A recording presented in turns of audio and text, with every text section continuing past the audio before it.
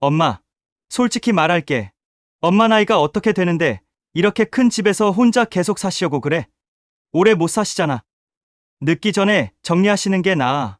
여기에 더해 며느리 박소영이 옆에서 거들었습니다. 어머니, 저희가 드리는 말씀이 좀 직설적일 수는 있지만 현실이잖아요.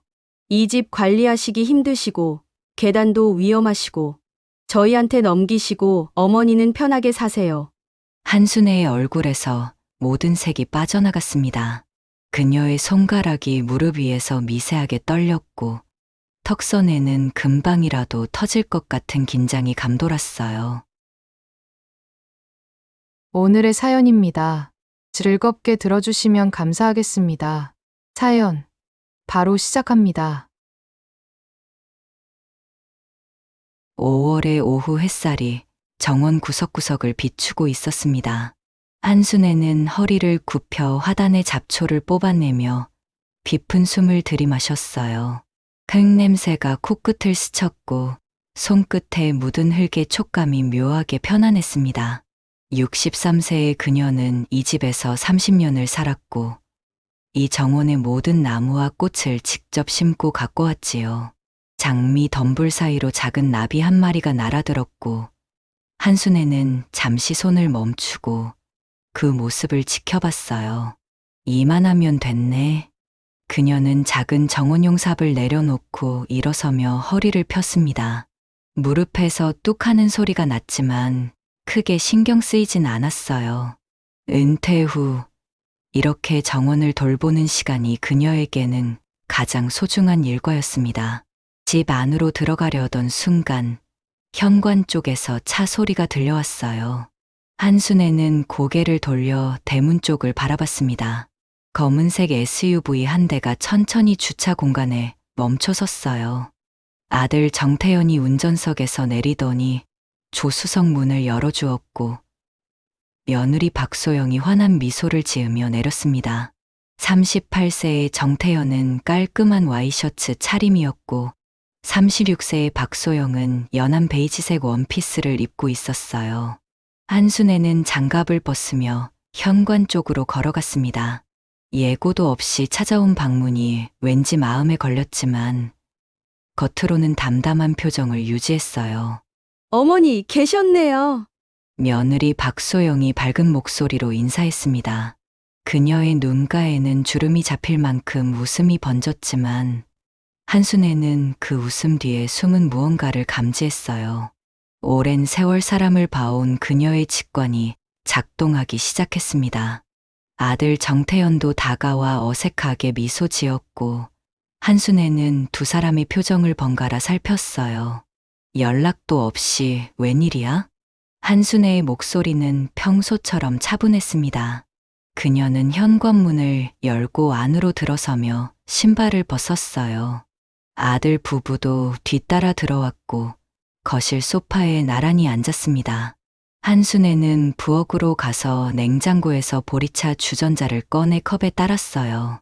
정태현은 거실을 둘러보며 손가락으로 소파 팔걸이를 톡톡 두드렸고 박소영은 핸드백을 무릎 위에 올려놓은 채 가만히 앉아 있었습니다.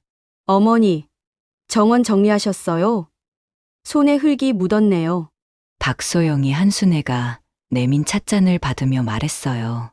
한순애는 자신의 손을 내려다보고는 싱크대로 가서 손을 씻었습니다.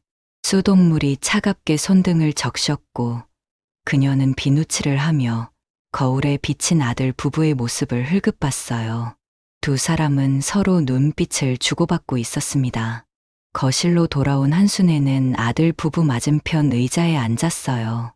그녀는 찻잔을 들어 한 모금 마시고는 천천히 내려놓았습니다. 정태현이 목을 가다듬더니 몸을 앞으로 기울였어요. 엄마, 우리 얘기 좀 하자. 그의 목소리에는 평소보다 더 진지한 무게가 실려 있었습니다. 박소영도 고개를 끄덕이며 남편 쪽으로 몸을 살짝 틀었어요. 한순애는 팔짱을 끼고 등을 의자 등받이에 기댔습니다. 그녀의 시선은 아들의 얼굴에 고정되었고 표정은 변함이 없었어요. 요즘 사업 확장하려고 알아보는 중이거든. 근데 자금이 좀 필요해서. 정태현이 말을 꺼냈습니다. 박소영이 옆에서 고개를 끄덕이며 거들었어요. 어머니, 저희 쇼핑몰도 요즘 매출이 좋아서 사무실을 좀 더 큰 곳으로 옮기려고요. 그래서 생각해 봤는데, 두 사람의 말이 서로 겹치듯 이어졌고 한순애는 조용히 듣고만 있었습니다. 그녀의 손가락이 찻잔 손잡이를 가볍게 만지작거렸어요. 정태현은 잠시 숨을 고르더니 본론을 꺼냈습니다. 엄마, 이 집 팔아서 우리에게 좀 줘. 집값도 많이 올랐잖아. 엄마는 더 작은 데로 옮기면 되고. 공기가 순간 무겁게 가라앉았습니다. 한순애의 표정이 미세하게 굳어졌고 그녀의 턱선에 힘이 들어갔어요. 박소영이 재빨리 덧붙였습니다.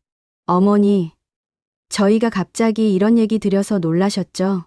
하지만 이게 모두를 위한 거예요. 어머니도 이렇게 큰 집 관리하시기 힘드시잖아요. 한순애는 찻잔을 천천히 들어 입으로 가져갔습니다. 보리차의 온도가 미지근하게 식어 있었어요. 그녀는 한 모금 마시고 잔을 탁자 위에 내려놓았습니다. 소리가 생각보다 크게 났고 정태현이 움찔했어요. 한순애의 눈빛은 차갑게 식어 있었지만 목소리는 여전히 침착했습니다. 생각해보마.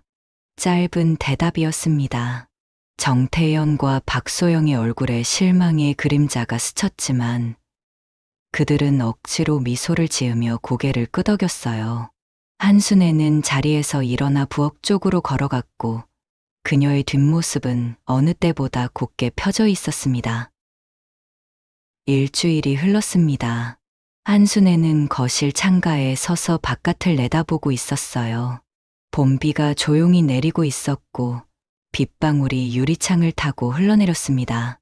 그녀는 팔짱을 낀 채 움직이지 않았어요. 지난주 아들 부부가 던진 말들이 머릿속에서 맴돌았지만 한순애는 고개를 저으며 그 생각을 밀어냈습니다. 현관 초인종 소리가 울렸어요. 한순애는 창가에서 몸을 돌려 천천히 현관으로 걸어갔습니다. 문을 열자 아들 정태현과 며느리 박소영이 우산을 접으며 서 있었어요. 이번에는 미리 연락도 했고 한순애도 차 준비를 해두었습니다. 오늘은 오래된 친구 2명이 방문하기로 한 날이었고 아들 부부도 그 사실을 알고 있었지요. 어머니, 날씨가 쌀쌀하네요.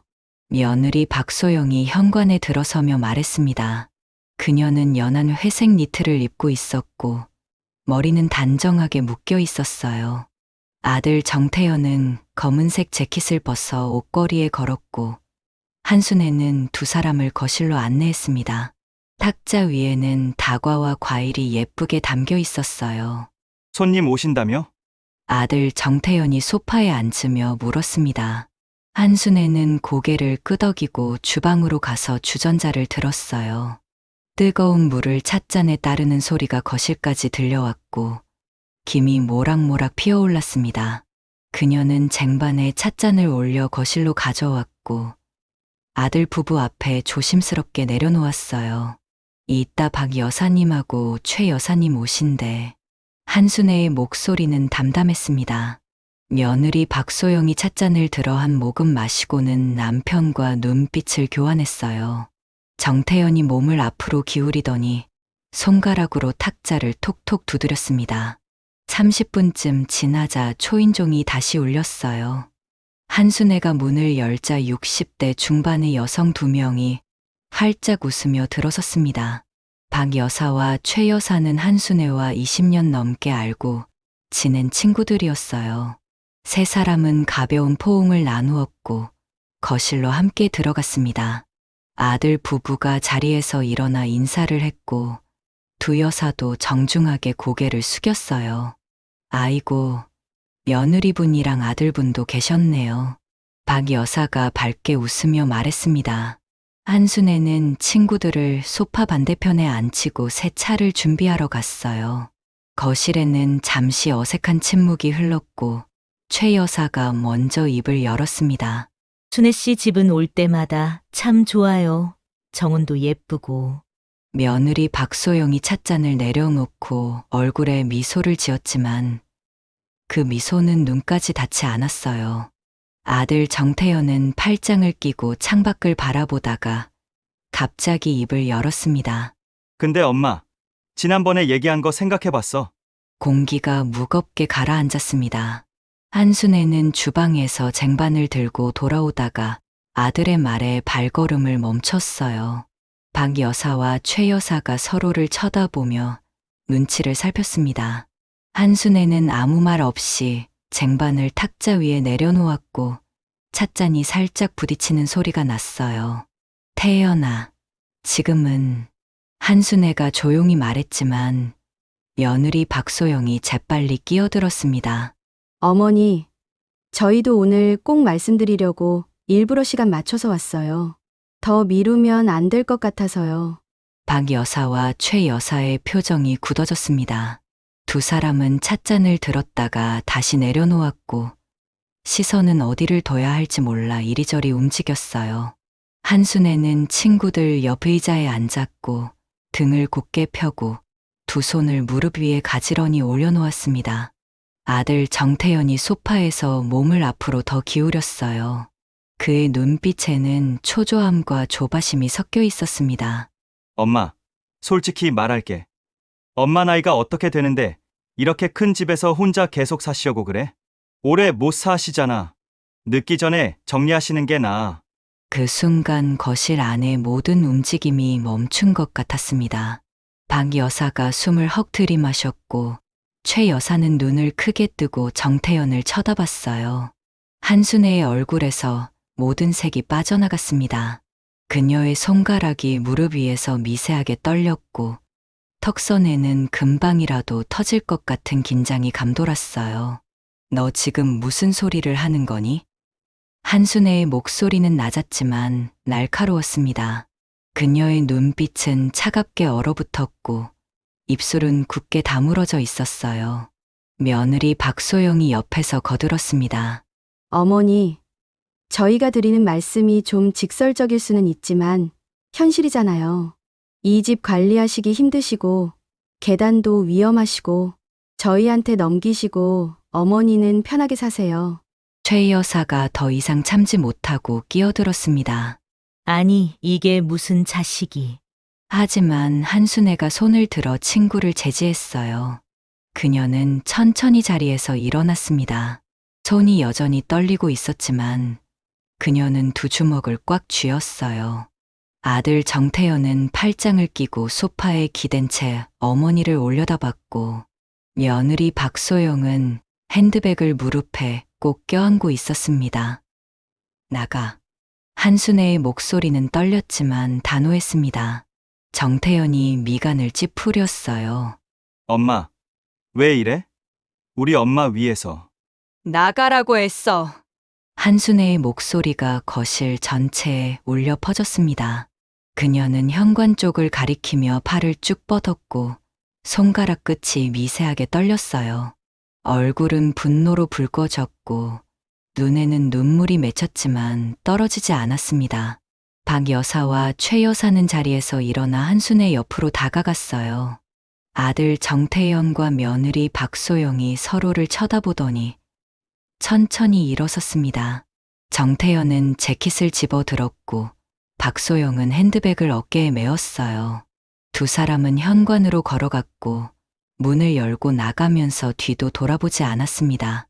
문이 닫히는 소리가 무겁게 울렸어요. 한순애는 그 자리에 서서 문을 응시했습니다.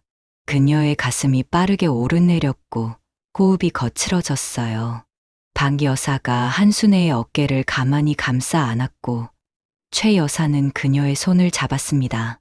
세 사람은 한동안 아무 말도 하지 않았어요. 순애야. 박 여사가 조용히 불렀지만 한순애는 대답하지 않았습니다. 그녀는 천천히 소파로 걸어가 주저앉았어요.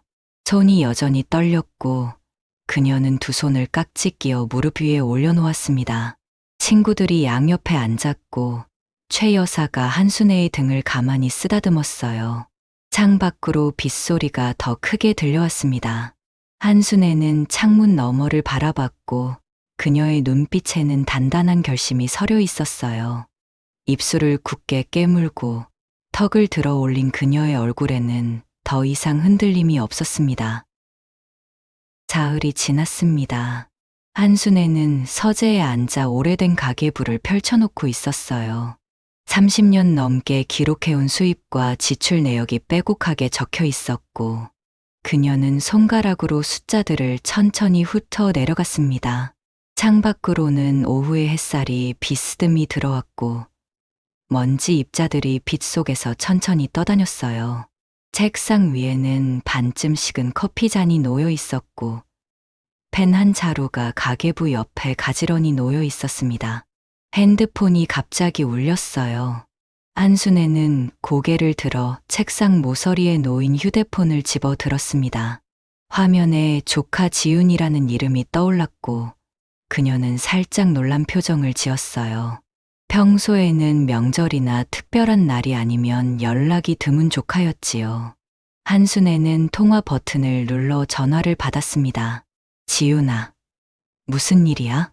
한순애의 목소리는 차분했지만 손은 자연스럽게 가계부 위에 올려져 있었어요. 전화기 너머로 조카 지훈의 목소리가 들려왔습니다. 42세의 변호사인 조카는 평소처럼 침착하고 정중한 말투였지만 어딘가 조심스러운 기색이 느껴졌어요. 이모, 지금 통화 괜찮으세요? 제가 여쭤볼 게 있어서요. 한순애는 펜을 내려놓고 등을 의자 등받이에 기댔습니다. 그녀의 시선은 창밖으로 향했고 입술을 가볍게 깨물었어요. 괜찮아. 말해봐. 조카 지훈이 잠시 숨을 고르는 소리가 들렸습니다. 전화기 너머로 서류가 바스락거리는 소리도 함께 들려왔어요. 한순애는 커피 잔을 집어들어 한 모금 마셨고 식어버린 커피의 쓴맛이 입안에 퍼졌습니다. 실은 며칠 전에 태연이가 저한테 연락을 했어요. 사무실로 찾아와서는 재산 이전 관련해서 상담을 하고 싶다고 하더라고요. 한순애의 손이 커피 잔을 쥔 채로 멈췄습니다. 그녀의 눈빛이 순간 날카로워졌고 미간에 주름이 잡혔어요. 창밖의 나뭇가지가 바람에 흔들렸지만 한순애는 그것을 보지 못했습니다. 재산 이전? 한순애의 목소리가 한 톤 낮아졌어요. 조카 지훈이 계속 말을 이어갔습니다. 네, 이모. 태연이가 소영이랑 같이 와서 이모 명의로 된 부동산을 자기들 명의로 이전하는 방법에 대해 물어봤어요.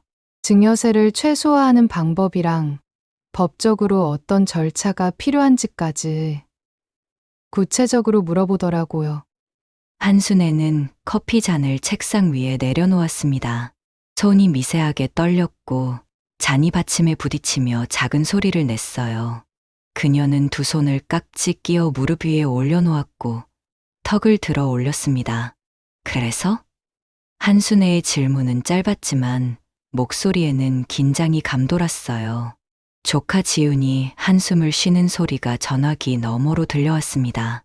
저는 당연히 이모한테 먼저 확인해야 한다고 했죠. 그런데 태연이가 이상하게 말을 돌리면서 이모가 건강이 안 좋으셔서 빨리 정리하시고 싶어 하신다는 식으로 얘기하더라고요. 그래서 제가 직접 이모한테 전화 드려야겠다고 생각했어요. 한순애의 얼굴이 굳어졌습니다. 그녀는 자리에서 천천히 일어나 창가로 걸어갔어요. 손에 든 휴대폰을 귀에 대고 다른 손으로는 창틀을 꽉 쥐었습니다. 손가락 끝이 하얗게 변할 정도로 힘이 들어갔어요. 내가 건강이 안 좋다고. 누가 그런 소리를 한 거야? 한순애의 목소리에 분노가 섞여 들어갔습니다. 조카 지훈이 조심스럽게 대답했어요. 태연이가 그렇게 말했어요. 그리고 소영이도 옆에서 거들면서 이모가 혼자 계시기 힘드실 거라는 식으로 계속 얘기하더라고요. 근데 이모 목소리 들으니까 전혀 그런 것 같지 않으신데요. 한순애는 창밖을 응시했습니다. 정원의 나무들이 바람에 흔들리고 있었고 새 한 마리가 나뭇가지에 앉았다가 날아갔어요. 그녀의 가슴이 빠르게 뛰었고 호흡이 거칠어졌습니다. 지윤아, 내가 정확히 말해줄게. 나는 멀쩡해. 어디 아픈 데도 없고 내 집 팔 생각도 전혀 없어. 한순애의 목소리는 단호했습니다. 그녀는 창틀을 쥔 손을 풀고 다시 책상으로 걸어가 의자에 앉았어요. 가계부가 여전히 펼쳐진 채로 놓여 있었고 그녀는 그 위에 손을 올려놓았습니다. 조카 지훈의 목소리가 전화기 너머로 또렷하게 들려왔어요. 이모, 솔직히 말씀드리면 태연이가 하는 얘기 듣다 보니까 뭔가 이상하다고 느꼈어요. 자기들이 사업 확장하려고 자금이 필요하다는 말도 하고 이모 재산을 빨리 정리해야 한다는 식으로만 계속 얘기하더라고요. 제가 그럴 거면 이모한테 직접 여쭤보라고 했더니 표정이 굳어지면서 그냥 갔어요. 한순애는 눈을 감았습니다. 분노가 가슴속에서 타오르기 시작했고 그녀는 깊게 숨을 들이마셨어요. 손은 여전히 가계부 위에 놓여 있었고 손가락이 종이를 살짝 구겼습니다. 지난주에 그 애들이 집에 와서 내 나이 들먹이면서 오래 못 산다고 했어. 손님들 보는 앞에서 한순애의 목소리가 떨렸습니다. 조카 지훈이 숨을 크게 들이마시는 소리가 들렸어요. 뭐라고요? 태연이가 그런 말을 이모한테? 조카의 목소리에도 분노가 섞였습니다. 한순애는 눈을 뜨고 천장을 올려다봤어요. 조명이 은은하게 빛나고 있었고 그녀는 턱을 들어 올린 채 가만히 있었습니다. 그래, 그리고 집 팔아서 자기들한테 돈 주라고 했어. 대놓고. 한순애가 말했습니다. 조카 지훈이 전화기 너머에서 무언가를 치는 소리가 들렸어요. 아마도 메모를 하는 것 같았습니다. 한순애는 다시 가계부를 내려다봤고 30년 동안 모아온 기록들이 눈에 들어왔어요. 이모, 그건 명백히 잘못된 거예요. 재산은 이모 것이고 누구도 이모한테 강요할 권리가 없어요. 제가 법적으로 도와드릴 수 있어요. 혹시 필요하시면 말씀하세요. 조카 지훈의 목소리는 단단했습니다. 한순애는 고개를 끄덕였고 입술을 꽉 깨물었어요. 그녀의 눈빛에는 결연한 의지가 타올랐습니다. 지훈아, 고마워. 내가 내 재산은 내가 지켜야겠어. 이대로는 안 돼. 한순애의 목소리에는 단호함이 가득했습니다. 그녀는 가계부를 덮고 펜을 집어들어 책상 위에 놓인 메모지에 무언가를 적기 시작했어요. 변호사 상담. 재산 보호라는 글자가 메모지 위에 또렷하게 새겨졌습니다. 조카 지훈이 전화기 너머에서 대답했어요. 이모, 언제든지 연락하세요. 제가 꼭 도와드릴게요. 통화가 끝나고 한순애는 휴대폰을 천천히 내려놓았습니다. 그녀는 의자에 앉은 채로 창밖을 바라봤어요. 오후의 햇살이 점점 기울어지고 있었고 그림자가 길게 늘어났습니다. 한순애는 두 주먹을 꽉 쥐었고 턱을 들어 올린 채 정면을 응시했어요. 그녀의 얼굴에는 더 이상 망설임이 없었습니다.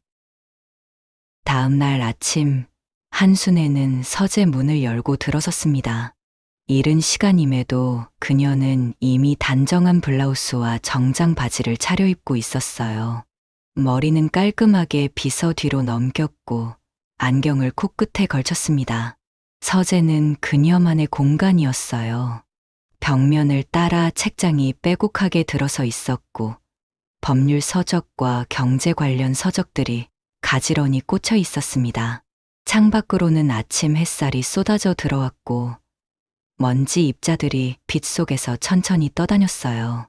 책상 위에는 이미 여러 개의 파일 폴더가 쌓여 있었습니다. 한순애는 의자를 당겨 앉으며 깊은 숨을 들이마셨어요. 그녀의 손이 가장 위에 있던 파일을 집어들었고 표지에는 부동산 등기부등본이라고 적혀 있었습니다. 폴더를 펼치자 집 문서와 토지 관련 서류들이 차례대로 정리되어 나왔어요. 한순애는 각 페이지를 천천히 넘기며 확인했습니다. 손가락이 등기부등본의 소유자란을 짚었고 한순애라는 이름이 또렷하게 인쇄되어 있었어요. 금융자산 내역서가 다음으로 나왔습니다.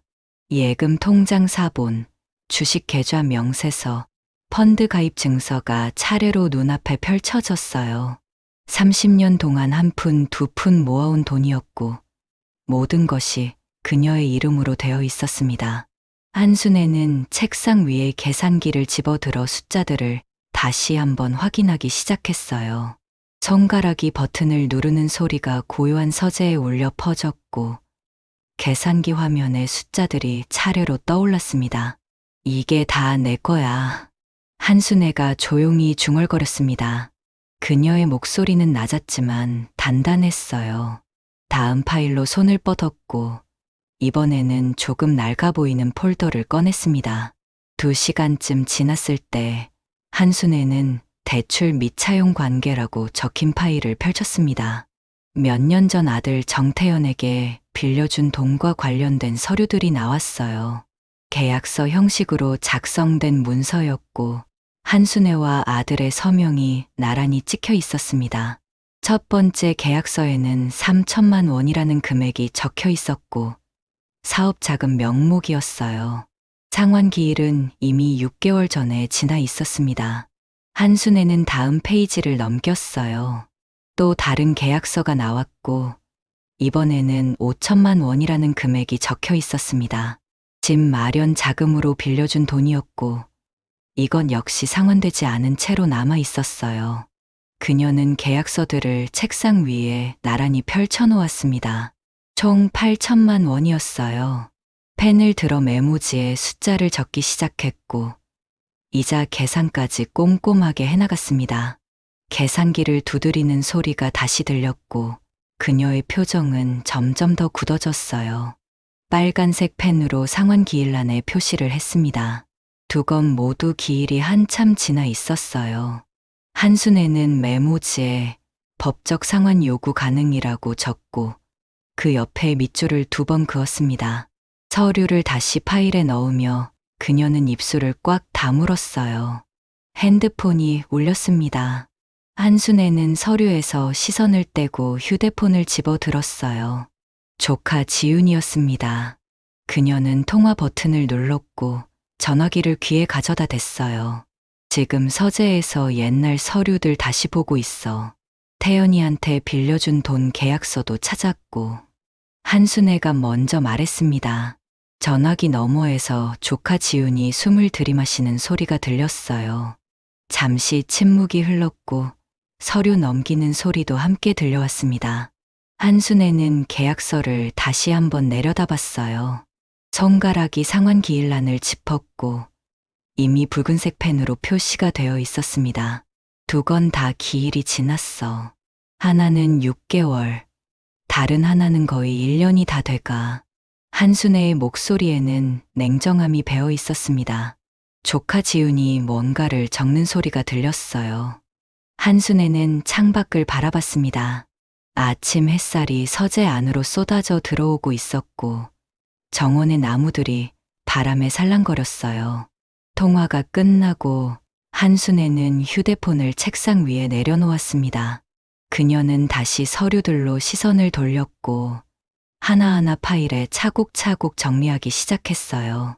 부동산 서류는 투명 파일에, 금융 서류는 노란색 파일에, 계약서들은 빨간색 파일에 각각 넣었습니다. 각 파일마다 날짜와 내용을 적은 라벨을 붙였고 모든 것이 체계적으로 분류되었어요. 파일들은 책장 맨 위 칸에 가지런히 꽂혔습니다. 한순애는 의자의 등을 기대고 천천히 숨을 내쉬었어요. 그녀의 손은 팔걸이 위에 가만히 놓여 있었고 시선은 책장에 꽂힌 파일들을 향했습니다. 서재의 공기가 고요했고 창밖에서는 새소리가 들려왔어요. 한순애는 턱을 들어 올렸고 그녀의 얼굴에는 단단한 결의가 서려 있었습니다. 책상 서랍을 열어 작은 열쇠 꾸러미를 꺼냈습니다. 그녀는 그중 가장 작은 열쇠를 골라 책장 옆 금고를 열었어요. 금고 안에는 도장과 중요 문서들이 보관되어 있었고 한순애는 도장함을 꺼내 책상 위에 올려놓았습니다. 붉은 벨벳 천으로 감싸진 도장함을 열자 실명 도장과 인감 도장이 나란히 놓여 있었어요. 그녀는 도장을 하나씩 꺼내 손에 쥐어보았습니다. 무게감이 느껴졌고 차가운 느낌이 손바닥에 전해졌어요. 누구도 함부로 건드릴 수 없어. 한순애가 낮게 말했습니다. 그녀는 도장함을 다시 금고에 넣고 문을 잠갔어요.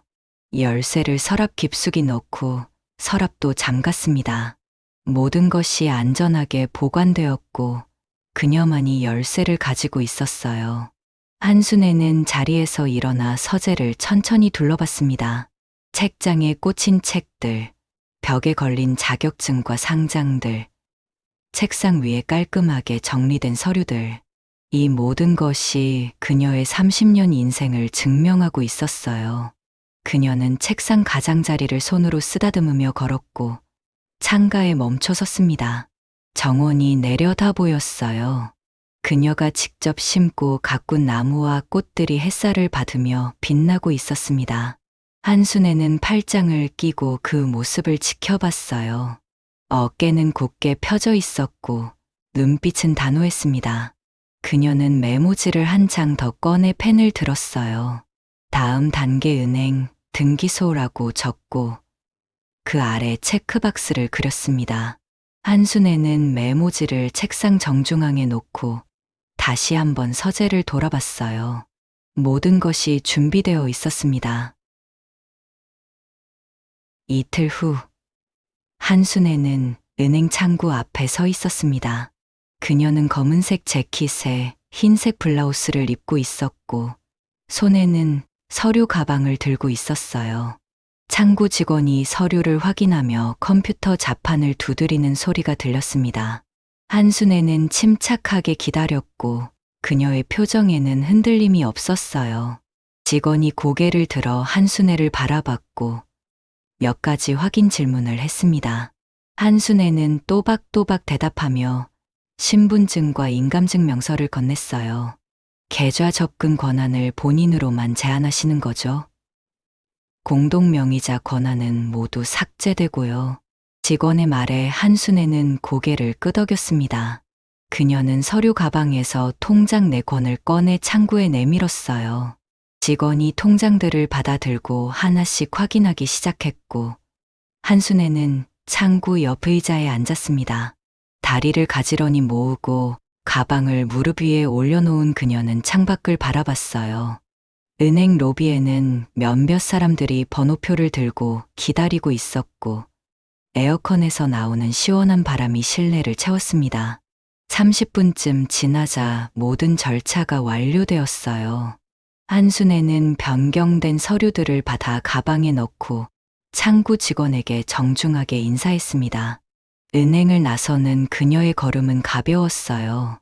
주차장으로 걸어가며 핸드폰을 꺼내 조카 지훈에게 문자를 보냈습니다. 은행 업무 완료. 다음은 등기소라는 짧은 메시지였고 곧 답장이 왔어요. 잘하셨어요, 이모. 오후에 통화해요. 오후에는 등기소를 방문했습니다. 한순애는 부동산 등기부등본과 인감증명서 그리고 신분증을 들고 담당 직원과 마주 앉았어요. 상속 관련 서류에 접근할 수 있는 권한을 엄격하게 제한하는 절차를 밟았습니다. 직원이 서류를 검토하며 내용을 설명했고 한순애는 집중해서 들었어요. 그녀는 필요한 곳에 서명하고 도장을 찍었습니다. 펜을 쥔 손에는 힘이 들어갔고 서명은 명확하고 단정했어요. 이렇게 하시면 본인 동의 없이는 누구도 이 부동산 관련 서류를 열람하거나 처리할 수 없습니다. 직원의 설명이 끝나고 한순애는 처리된 서류들을 받아 가방에 넣었습니다. 등기소를 나서며 그녀는 깊은 숨을 들이마셨어요. 하늘은 맑았고 오후의 햇살이 따스하게 내리쬐었습니다. 저녁 무렵 집으로 돌아온 한순애는 현관문을 열고 들어섰어요. 정원에서 불어오는 시원한 바람이 느껴졌습니다. 그녀는 가방을 소파에 내려놓고 주방으로 갔어요. 물 한 잔을 따라 마시며 창밖을 바라봤고 저녁 노을이 하늘을 주황빛으로 물들이고 있었습니다. 한순애는 물잔을 싱크대에 내려놓고 서재로 향했어요. 오늘 처리한 서류들을 정리해야 했습니다. 서재 책상에 앉아 서류들을 꺼내 파일에 정리하기 시작했어요. 은행 계좌 변경 확인서는 파란색 파일에, 부동산 관련 서류는 빨간색 파일에 각각 넣었습니다. 모든 것이 체계적으로 분류되었고 한순애는 파일들을 책장에 가지런히 꽂았어요. 그녀는 의자에 기대어 책장을 바라보며 작은 미소를 지었습니다. 핸드폰이 울렸어요. 화면에는 아들 정태현의 이름이 떠 있었습니다. 한순애는 잠시 핸드폰을 응시하다가 통화 버튼을 눌렀어요. 엄마, 은행에서 연락 왔는데 무슨 일이야? 아들 정태현의 목소리는 날카로웠습니다. 한순애는 의자를 돌려 창밖을 바라봤어요. 어둠이 내리고 있었고 정원의 나무들이 실루엣으로 보였습니다. 내 계좌니까 내가 관리하는 거야. 한순애의 대답은 짧고 명확했습니다. 전화기 너머로 정태현이 숨을 거칠게 내쉬는 소리가 들렸어요. 배경에서 며느리 박소영의 목소리도 희미하게 들렸습니다. 한순애는 통화를 끊고 핸드폰을 책상 위에 내려놓았어요. 1시간 후 차 소리가 들렸습니다. 한순애는 거실 창가로 가서 밖을 내다봤어요. 아들 정태현의 차가 주차 공간에 멈춰 섰고 그와 며느리 박소영이 내렸습니다. 차 문이 쾅 닫히는 소리가 크게 울렸어요. 두 사람은 빠른 걸음으로 현관으로 다가왔고 한순애는 창가에서 물러나 소파에 앉았습니다. 그녀는 차를 준비해 두었던 찻잔을 들어 한 모금 마셨어요. 초인종이 울렸지만 한순애는 천천히 움직였습니다. 찻잔을 내려놓고 일어서서 현관으로 걸어갔어요. 문을 열자 아들 정태현이 인상을 찌푸린 채 서 있었고 며느리 박소영도 옆에 있었습니다. 한순애는 한 발짝 물러서며 두 사람을 들여보냈어요. 어머니, 대체 무슨 일이세요? 며느리 박소영이 현관에 들어서자마자 물었습니다. 그녀의 목소리는 떨리고 있었고 핸드백을 꽉 움켜쥐고 있었어요. 한순애는 대답 없이 거실로 걸어갔고 두 사람이 뒤따라 들어왔습니다.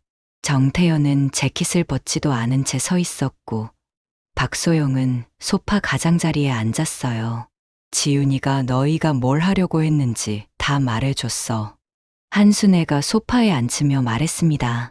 그녀의 목소리는 낮았지만 명확했어요.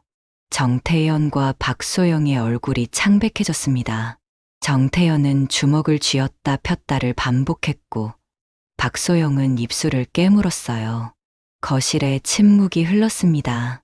정태현이 소파에 주저앉으며 고개를 떨궜고 박소영은 핸드백을 무릎에 올려놓은 채 시선을 피했어요. 한순애는 두 사람을 번갈아 쳐다봤습니다. 그때 초인종이 다시 울렸어요. 한순애는 자리에서 일어나 문을 열었습니다. 조카 지훈이 서류 가방을 들고 서 있었어요. 그녀는 단정한 네이비 정장을 입고 있었고 얼굴에는 차분한 표정이 있었습니다. 이모, 시간 맞춰 왔어요. 조카 지훈이 안으로 들어섰습니다. 거실에서 정태현과 박소영이 조카를 보며 표정이 굳어졌어요. 지훈은 두 사람을 향해 가볍게 고개를 끄덕인 후 한순애 옆에 섰습니다. 그녀는 서류 가방에서 파일을 꺼내 탁자 위에 펼쳐놓았어요. 오늘부터 이모의 모든 재산은 법적으로 완전히 보호받아. 금융계좌든 부동산이든 이모 동의 없이는 아무것도 진행될 수 없어. 조카 지훈의 설명은 간결했지만 명확했습니다. 정태현은 소파에 깊이 앉아 천장을 올려다봤고 박소영은 핸드백을 더 세게 움켜쥐었어요. 한순애는 두 팔을 가슴 앞에서 교차하고 서 있었습니다. 그녀의 눈빛은 흔들림 없이 단단했고 어깨는 곧게 펴져 있었어요. 조카 지훈은 서류를 정리하며 정태현과 박소영을 차례로 쳐다봤습니다. 거실은 무겁게 가라앉은 침묵으로 가득 찼어요. 일주일 후 한순애는 거실 탁자 위에 서류들을 가지런히 펼쳐놓았습니다. 빨간색 파일에서 꺼낸 계약서 2장이었어요. 하나는 3천만 원, 다른 하나는 5천만 원의 차용 계약서였습니다. 각 계약서 상단에는 채무자 정태현이라고 명확하게 적혀 있었고, 상환 기일을 표시한 란에는 붉은색 펜으로 동그라미가 그려져 있었어요. 한순애는 안경을 고쳐 쓰고 계약서를 다시 한번 꼼꼼히 읽었습니다. 그녀의 손가락이 조항들을 천천히 따라 내려갔고, 입술은 가늘게 다물어져 있었어요. 오후 2시쯤 되었을 때 초인종이 울렸습니다. 한순애는 계약서를 탁자 위에 그대로 두고 현관으로 걸어갔어요. 문을 열자 아들 정태현과 며느리 박소영이 서 있었습니다. 태현은 평소보다 어두운 표정이었고, 박소영은 가방끈을 꽉 움켜쥐고 있었어요. 한순애는 한 발짝 물러서며 두 사람을 들여보냈습니다. 현관에서 신발을 벗는 소리가 들렸고, 정태현이 재킷을 옷걸이에 걸었어요. 거실로 들어선 두 사람은 탁자 위에 놓인 계약서들을 보고 걸음을 멈췄습니다. 박소영의 얼굴이 창백해졌고 정태현은 미간을 찌푸렸어요. 한순애는 소파에 앉으며 손짓으로 두 사람을 앉으라고 했습니다. 정태현과 박소영이 천천히 맞은편 소파에 나란히 앉았고 탁자 위에 계약서들이 세 사람 사이에 놓여 있었어요. 엄마, 이게 무슨... 정태현이 입을 열려다 말을 멈췄습니다. 한순애는 계약서 중 하나를 집어들어 아들 쪽으로 내밀었어요. 그녀의 손은 전혀 떨리지 않았습니다. 이거 기억나지? 내가 사업 자금 필요하다고 해서 빌려준 거 3천만 원. 상환 기일이 6개월 전이야. 한순애의 목소리는 차분했지만 단호했습니다. 정태현은 계약서를 받아들고 내려다봤어요. 그의 턱선에 힘이 들어갔고 박소영은 남편의 팔을 살짝 잡았습니다. 한순애는 다른 계약서도 집어들었어요. 탁자 위에 놓으며 손가락으로 금액란을 짚었습니다. 이건 5천만 원. 집 마련 자금으로 빌려준 거고, 이것도 상환 기일이 거의 1년 전이야. 정태현과 박소영이 서로를 쳐다봤습니다. 박소영의 손이 무릎 위에서 가방끈을 더 세게 움켜쥐었고, 정태현은 계약서를 탁자 위에 내려놓았어요. 한순애는 두 팔을 가슴 앞에서 가볍게 교차하고 등을 소파 등받이에 기댔습니다. 거실에 침묵이 흘렀어요. 벽시계의 초침 소리만 들렸고 창밖에서는 바람에 나무잎이 흔들리는 소리가 희미하게 들려왔습니다. 정태현이 손으로 얼굴을 쓸어내렸고 박소영은 입술을 깨물었어요. 엄마, 그건... 저희가 지금 당장은 좀 어려워서... 정태현이 조심스럽게 말을 꺼냈습니다. 한순애는 표정을 바꾸지 않고 아들을 바라봤어요. 그녀의 눈빛은 차갑고 명확했습니다. 며느리 박소영이 앞으로 몸을 기울이며 입을 열었어요. 어머니, 이거 너무 심한 거 아니에요? 저희가 어머니 재산 달라고 한 건 좀 과했을 수도 있지만 이렇게 갑자기 돈 갚으라고 하시면 저희가 어떡해요? 박소영의 목소리는 떨렸습니다. 그녀의 눈에는 눈물이 맺혔고 한 손으로는 가방을 무릎에 꽉 껴안았어요. 한순애는 며느리를 향해 고개를 천천히 돌렸습니다. 심하다고? 내가 심한 거야? 아니면 너희가 심한 거야? 한순애의 질문은 날카로웠습니다. 박소영이 입을 다물었고 정태현은 탁자를 내려다봤어요. 한순애는 계약서를 다시 집어들어 펼쳤습니다. 손가락으로 조항을 짚으며 천천히 읽기 시작했어요. 여기 보면 채무자는 정해진 기일까지 원금과 이자를 상환해야 한다고 명확하게 적혀 있어. 너희가 사인한 거야 법적 효력이 있는 계약서지. 정태현이 고개를 들어 어머니를 바라봤습니다. 그의 얼굴에는 당황과 분노가 뒤섞여 있었어요. 엄마가 진짜 우리한테 이러시려고 법까지 들먹이면서... 정태현의 목소리가 높아졌습니다. 박소영이 남편의 팔을 잡으며 진정시키려 했지만 정태현은 소파에서 몸을 앞으로 더 기울였어요. 한순애는 미동도 하지 않았습니다. 그녀는 계약서를 탁자 위에 다시 내려놓고 두 손을 무릎 위에 가지런히 올려놓았어요. 법을 들먹이는 게 아니라 법을 지키는 거지. 너희가 내 재산 넘기려고 변호사 찾아간 건 괜찮고 내가 빌려준 돈 돌려달라는 건 심한 거야? 한순애의 목소리는 낮았지만 힘이 있었습니다. 박소영이 눈물을 닦으며 고개를 저었어요. 어머니, 저희가 잘못했어요. 근데 이렇게까지 하시면 저희 정말 힘들어요. 박소영의 목소리는 간청하는 듯 했습니다. 한순애는 며느리를 바라봤고 그녀의 표정은 조금도 흔들리지 않았어요. 정태현이 주먹을 쥐었다 폈다를 반복했고 턱을 떨며 어머니를 쳐다봤습니다. 한순애는 자리에서 일어났습니다. 그녀는 서재 방향으로 걸어가더니 파일 한 장을 들고 돌아왔어요. 파일을 열어 또 다른 서류를 꺼내 탁자 위에 놓았습니다. 이자 계산서였어요. 한순애는 다시 소파에 앉으며 그 서류를 가리켰습니다. 8천만 원의 법정 이자율 적용하면 이 정도야. 내가 이자는 안 받을 수도 있어. 근데 원금만큼은 받아야겠어. 한순애가 말했습니다. 정태현과 박소영이 이자 계산서를 내려다봤고 두 사람의 얼굴은 더욱 창백해졌어요. 박소영이 손으로 입을 가리며 고개를 저었고 정태현은 소파 등받이에 몸을 기댔습니다. 엄마, 우리가 한 달 안에는 어떻게든 해볼게. 시간 좀 줘. 정태현이 힘없이 말했습니다. 한순애는 고개를 끄덕였지만 그녀의 눈빛은 여전히 단호했어요. 좋아. 한 달. 그때까지 못 갚으면 법적 절차 밟을 거야. 이제는 끝까지 책임져야 할 거야. 한순애의 말이 거실을 무겁게 짓눌렀습니다. 정태현과 박소영은 아무 말도 하지 못했고 두 사람은 천천히 자리에서 일어났어요. 박소영은 눈물을 닦으며 가방을 들었고 정태현은 재킷을 집어 들었습니다. 현관으로 향하는 두 사람의 발걸음은 무거웠어요.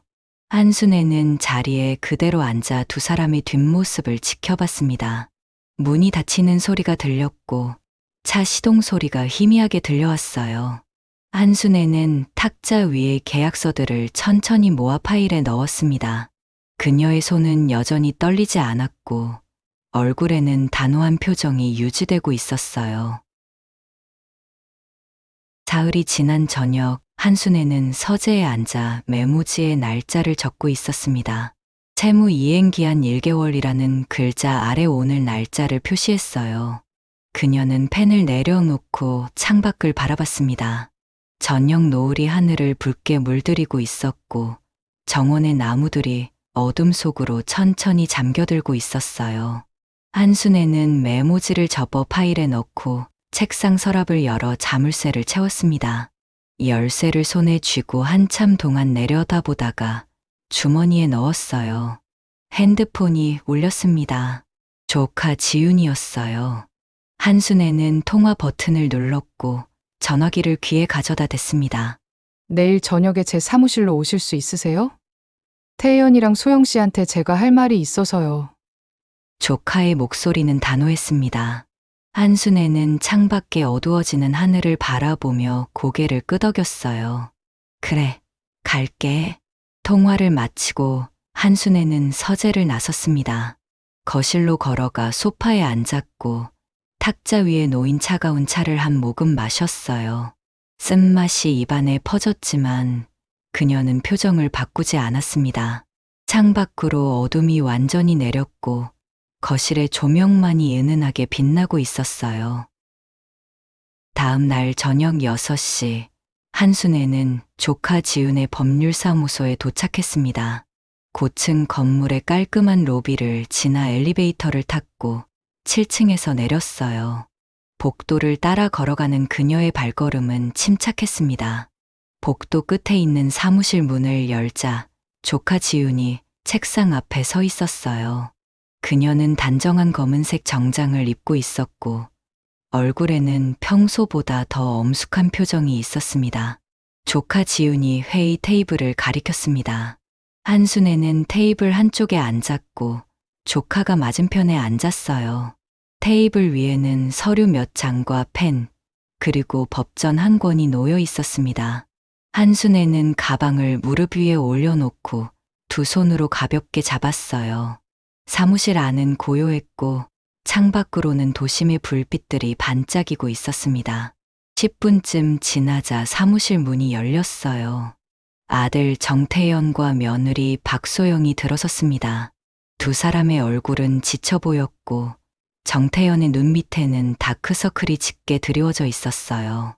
박소영은 가방을 꽉 쥐고 있었고 입술을 깨물며 한순애를 쳐다봤습니다. 조카 지훈이 팔을 뻗어 테이블 반대편 자리를 가리켰고 두 사람은 천천히 걸어가 앉았어요. 의자가 바닥을 긁는 소리가 사무실에 울렸습니다. 앉아. 조카 지훈의 목소리는 차갑고 단호했습니다. 테이블을 사이에 두고 네 사람이 마주보고 앉았어요. 정태현은 손가락으로 테이블을 톡톡 두드렸고 박소영은 무릎 위에 놓인 가방을 만지작거렸습니다. 한순애는 조용히 앉아 정면을 바라봤고 그녀의 얼굴에는 감정이 드러나지 않았어요. 조카 지훈은 서류를 펼쳤습니다. 손가락으로 서류의 특정 부분을 짚으며 정태현과 박소영을 번갈아 쳐다봤어요. 그녀의 눈빛은 날카로웠고 입술은 가늘게 다물어져 있었습니다. 정태현이 고개를 들어 조카를 쳐다봤고 박소영은 시선을 피했어요. 오늘 여기 온 이유는 명확해. 너희 둘이 이모한테 한 짓들 내가 다 알고 있어. 조카 지훈의 말이 끝나자 침묵이 흘렀습니다. 정태현의 얼굴이 창백해졌고 박소영은 가방을 더 세게 움켜쥐었어요. 조카 지훈은 서류 한 장을 집어들어 정태현 쪽으로 밀었습니다. 서류가 테이블 위를 미끄러지며 정태현 앞에 멈췄어요. 정태현과 박소영이 서류를 내려다봤습니다. 계약서 사본이었고 8천만 원이라는 금액이 또렷하게 인쇄되어 있었어요. 박소영이 남편의 팔을 잡았고 정태현은 서류를 집어들어 떨리는 손으로 읽기 시작했습니다. 한순애는 여전히 조용히 앉아 있었고 그녀의 눈빛은 아들을 향해 있었어요. 조카 지훈이 테이블을 손가락으로 탁 쳤습니다. 그 소리가 사무실에 울려 퍼졌고 정태현과 박소영이 동시에 고개를 들었어요. 이모는 너희한테 한 달 시간을 주셨어. 근데 너희는 뭘 했어?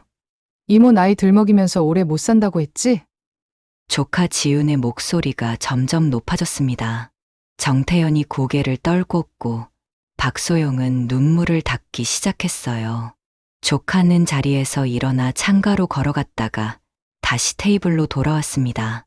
그녀의 발걸음 소리가 바닥을 울렸고 정태현과 박소영은 움츠러들었어요. 그리고 내 사무실까지 찾아와서 이모 재산 빼돌리는 방법 물어봤지? 조카 지훈이 테이블에 두 손을 짚고 정태현과 박소영을 내려다봤습니다.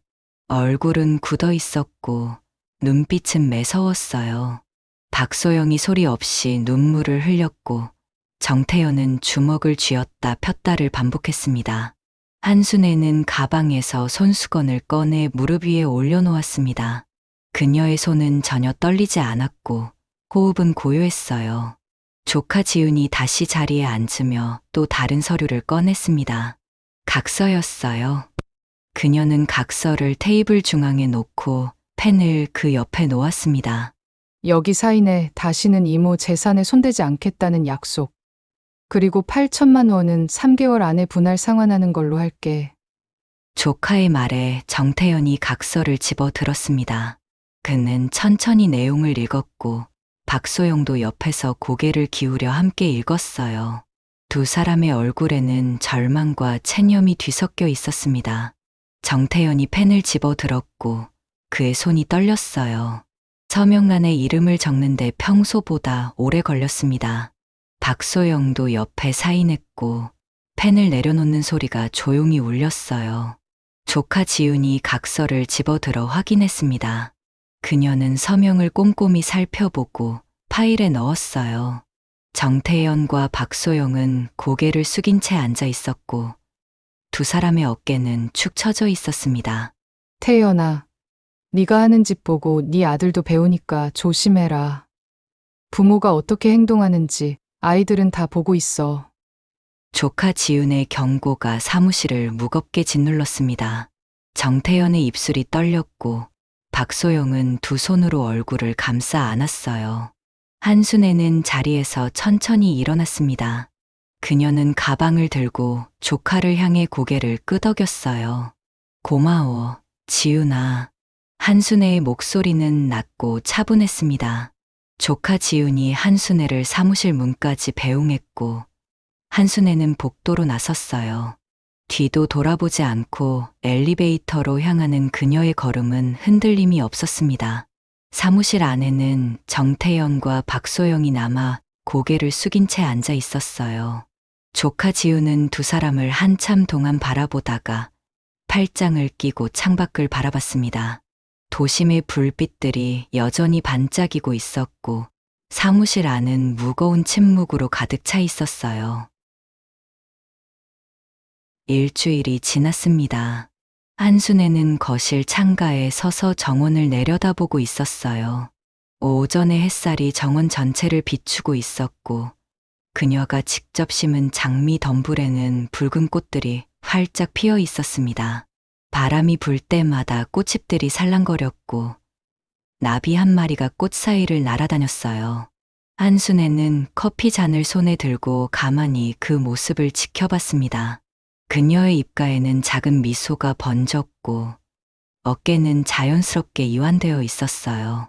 지난 몇 주간의 일들이 파노라마처럼 스쳐 지나갔지만 한순애는 그것을 곱씹지 않았습니다. 그저 창밖의 평화로운 풍경을 바라보며 커피를 한 모금 마셨어요. 따뜻한 액체가 목을 타고 내려갔고 그녀는 깊은 숨을 들이마셨습니다. 정원 한쪽에서는 새 한 마리가 지저귀고 있었고 그 소리가 아침의 고요함을 더욱 부각시켰어요.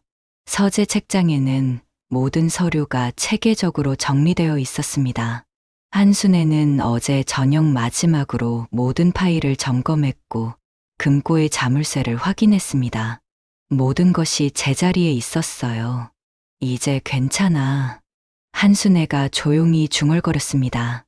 그녀의 목소리에는 안도감이 묻어났어요. 커피 잔을 탁자 위에 내려놓고 그녀는 소파에 앉았습니다. 쿠션을 등 뒤에 대고 편안하게 기대니 온몸의 긴장이 풀리는 것 같았어요.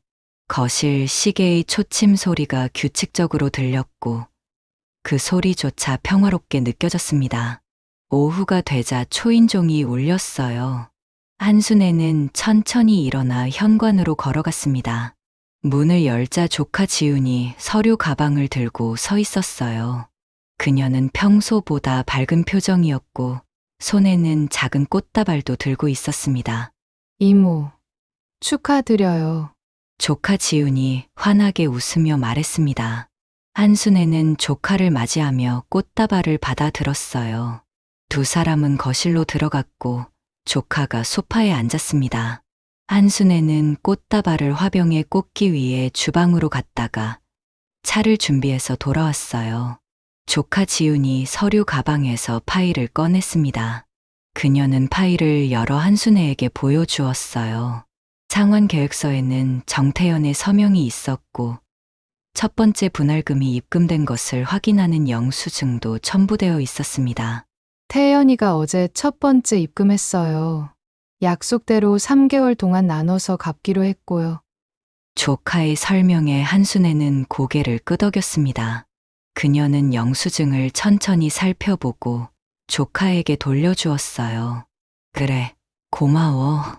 내가 없었으면 이렇게까지 깔끔하게 정리하기 힘들었을 거야. 한순애가 말했습니다. 조카 지훈이 고개를 저으며 찻잔을 들었어요. 두 사람은 한동안 조용히 차를 마셨습니다. 창밖으로는 오후의 햇살이 기울어지고 있었고 거실에는 따뜻한 빛이 가득했어요. 조카 지훈이 서류를 모두 정리해서 파일에 넣고 가방 안에 넣었습니다. 이모, 이제 편하게 사세요. 모든 법적 절차는 완료됐고 재산 보호도 완벽하게 됐어요. 조카의 말에 한순애는 미소를 지었습니다. 그녀는 찻잔을 내려놓고 창밖을 바라봤어요. 정원의 나무들이 바람에 흔들리고 있었고 석양빛이 나무숲을 금빛으로 물들이고 있었습니다. 조카 지훈이 일어나 가방을 들었어요. 한순애도 자리에서 일어나 조카를 현관까지 배웅했습니다.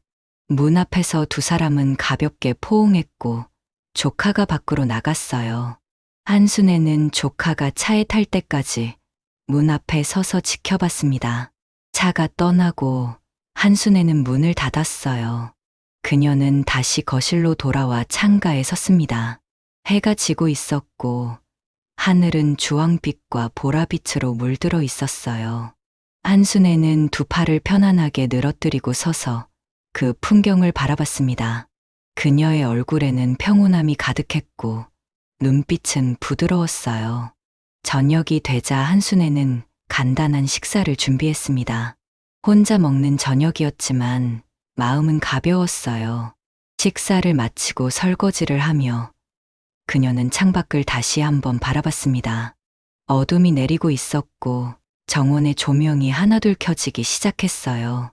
한순애는 손을 닦고 거실로 돌아와 소파에 앉았습니다.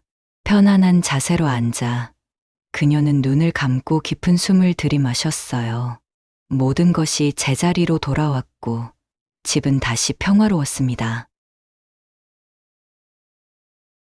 들어주셔서 감사합니다. 이야기가 마음에 드셨다면 구독과 좋아요 부탁드립니다. 오늘도 행복한 하루 되세요.